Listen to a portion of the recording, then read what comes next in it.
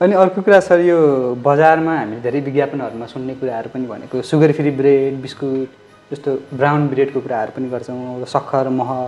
यो कुराहरू के कस्तो भ्रम हो के कस्तो सत्य हो र अब यो खान मिल्छ कि मिल्दैन जस्तो कि यो कुराहरू चाहिँ जस्तो सक्खर खान मिल्छ भन्ने कुराहरू गर्छन् जस्तो गाउँघरमा चाहिँ हामीले हेर्दाखेरि भात चाहिँ नखाने रोटी चाहिँ खान मिल्छ भन्ने कुराहरू पनि सुन्छौँ अनि यो के हो सर यो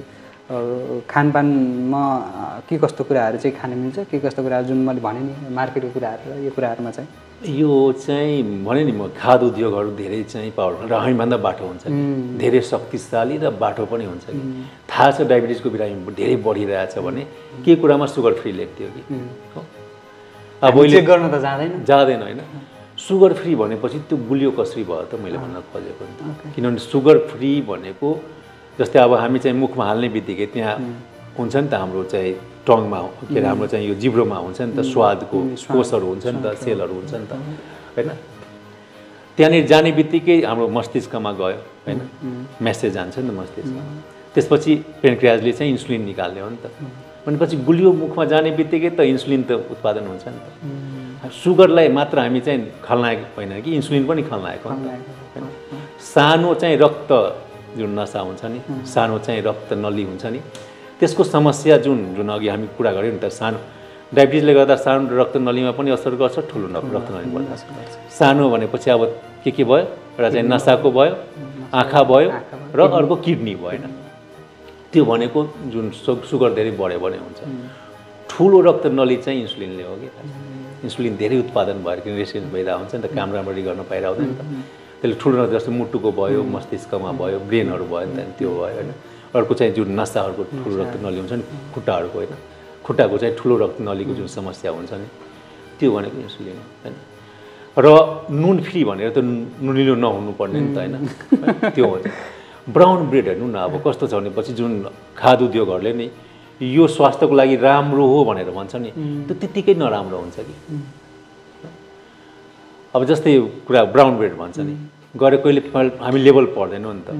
जुन अब जुन बजारमा जान्छौँ नि हामी सामान किन्न धेरैभन्दा धेरै हामी प्राइस हेर्छौँ जस्तै भाटपटेनीमा हामी गयो होइन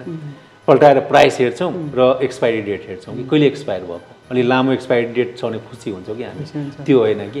लामो एक्सपायरी डेटको सामान हामी खानु भनेको हाम्रो चाहिँ एक्सपायरी डेट चाहिँ छोटो हुनु हो कि त्यसमा प्रिजर्भेटिभ र केमिकल धेरै हुन्छ कि हो र अरू चाहिँ यसमा के हो भनेर हामी हेर्दैनौँ नि त होइन अब काजु बिस्किट भनिदिन्छ होइन आलमोन्ड बिस्किट त्यसमा पर्सेन्टेज हेरौँ न अन्तिममा हुन्छ 0 समथिङ लेखिरहेको हुन्छ कि मैदा नै हो त्यही पाल्म ओइल नै हो होइन तर त्यो यदि झुटै भए पनि उसले लेखिदियो भने कुरामा हामीले कसरी ट्रस्ट गर्ने हामीले घरमा आएर मेजर त फेरि गर्दैनौँ होइन त्यो हामी त्यहाँ लेभल पढ्नु पऱ्यो जो हामी किन्न जान्छौँ नि त्यो पल्टाएर हेर्नु पऱ्यो कि यसले लेखेको छ त्यो लेभल पढेर चाहिँ सामान किन्न भन्छ कि लेभल पढेर कतिको कन्टेन्ट छ त्यो चाहिँ हेर्नु ब्राउन ब्रेडमा नि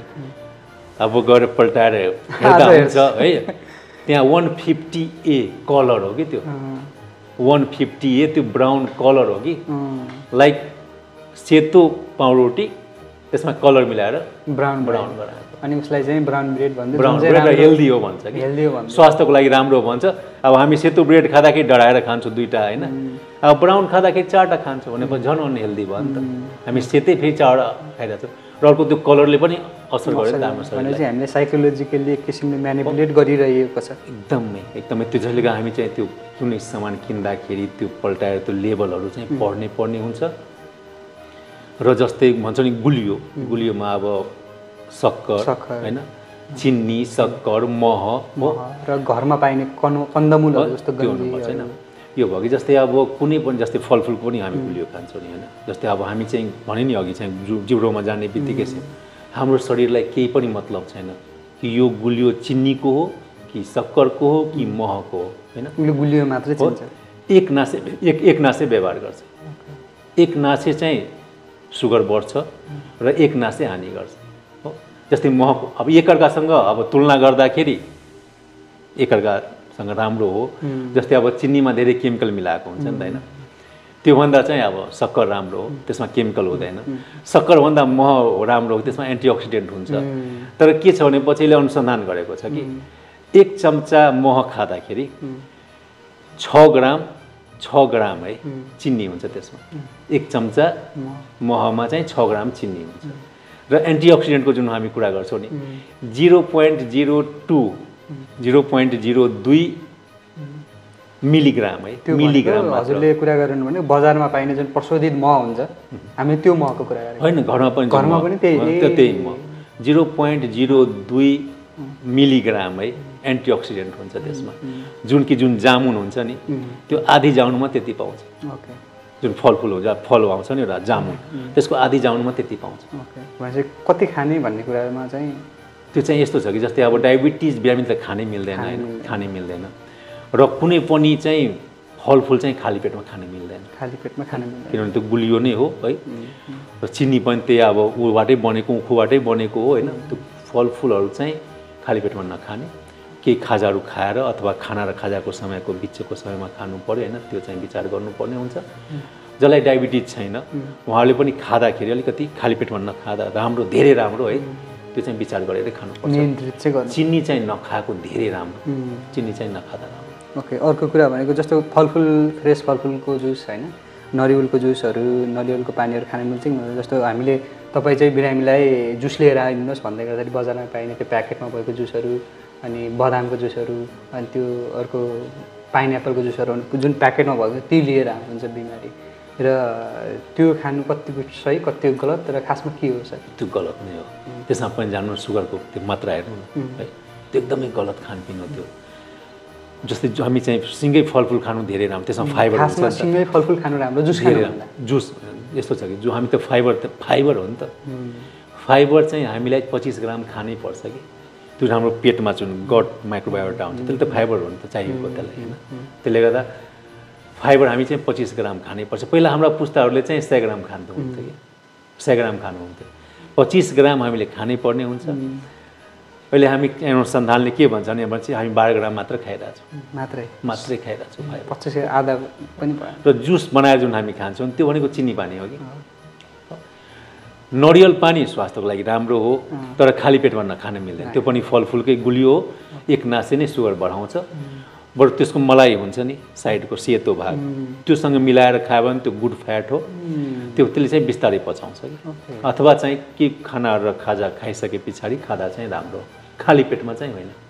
जस्तो ग्रामीण क्षेत्रमा हामी भात नखाएर रोटी मात्र खाने चलन यस्तो छ कि पहिलाको चाहिँ थियो कन्सेप्ट पहिला चाहिँ कस्तो थियो रोटीमा अब जाँतामा पिसेको हुन्थ्यो नि त त्यसमा फाइबर धेरै हुन्थ्यो नि त होइन त्यो चाहिँ बेटर थियो अहिले चाहिँ अनुसन्धान गरेछ नि त होइन कार्बोहाइड्रेट जस्तै भातमा 70% छ भने हो जस्तै अब अनि त्यसपछि रोटीमा चाहिँ अब 78 भन्नाले 78% भातमा छ भने 70% यसमा छ नियर बाई हुने झन् बजारमा पाइने प्रशोधित सेतो मैदा नियर किनभने त्यो अर्को चाहिँ जुन छ नि त्यो पिस्ने जुन छ नि आटामा पनि होइन एकदम मसिनो पिस्छ नि त फाइबर धेरै सबै फाइबरलाई चाहिँ अब उ गरेको हुन्छ नि त त्यसले गर्दा भात रोटीमा केही पनि फरक छैन मात्रामा कन्ट्रोल गर्नु मात्रामा चाहिँ कन्ट्रोल गर्नु खाना चाहिँ खाँदाखेरि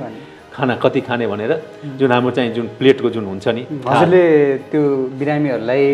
ओपिडीमा आएर भन्दै गर्दाखेरि त्यो भन्नुहुन्छ नि हो जस्तै एउटा प्लेट भयो थाल भयो थालमा जस्तै अहिलेसम्म हामी चाहिँ खाँदाखेरि जस्तै भात दाल सब्जी खान्छौँ नि होइन अब त्यसको ठ्याक्क उल्टो गर्नु पऱ्यो कि सब्जी दाल भात आधी थालमा चाहिँ सब्जी जुन फाइबर भयो होइन त्यस पछाडि चाहिँ आधी 4 भागमा चाहिँ 1 भाग दाल भयो मासु भयो दही भयो प्रोटिन पार्ट र 4 भागमा 1 भाग मात्र कार्बोहाइड्रेट जस्तै अब भात अथवा रोटी अब चाहिँ खाना खाँदाखेरि पहिला चाहिँ यो साग सब्जी सलाददेखि सुरु गर्ने कि त्यस पछाडि हो हामी चाहिँ उल्टो खाइरहेको छौँ नि त साग सब्जी सलाद खायो त्यस पछाडि फेरि यता चाहिँ प्रोटिन खायो कि जस्तै दाल मासु दहीहरू खायो अन्तिममा भात अथवा रोटी खाने अब त घेरियो नि त भात रोटी कार्बोहाइड्रेट होइन घेरियो लुगा लगाइदियो नि त होइन त्यसपछि बिस्तारै चाहिँ सुगर बढ्छ यति गर्नुभयो भने 75 जस्तै हामी कुनै कुरा खाँदाखेरि त शरीरमा सुगर बढ्छ नि त 75% चाहिँ सुगर बढ्न दिँदैन यति मात्र गर्नुभयो यो होइन कि तपाईँ म खाना यो बाँड्छु त्यो बाँड्छु त्यसपछि सुगर कम गर्छु भने यति मात्र गर्नुभयो भने 75%ले सुगर बढ्दैन हो यो भयो अर्को चाहिँ खाना खाएर 10 मिनट चाहिँ हिँड्नुपर्ने हुन्छ खाना खाने बित्तिकै होइन र बिहानको रातिको त्यसपछि त्यसले चाहिँ 25%ले सुगर बढ्न दिँदैन भनेपछि 100% त आफ्नै हातमा छ नि त अनि खाना खाने बित्तिकै सुत्यो भने पनि झनै धेरै पर्छ। धेरै पर्छ। खाना खाएर जस्तै अब सुगर बढ्नु चाहिँ 100% हाम्रो आफ्नै हातमा छ। ओके।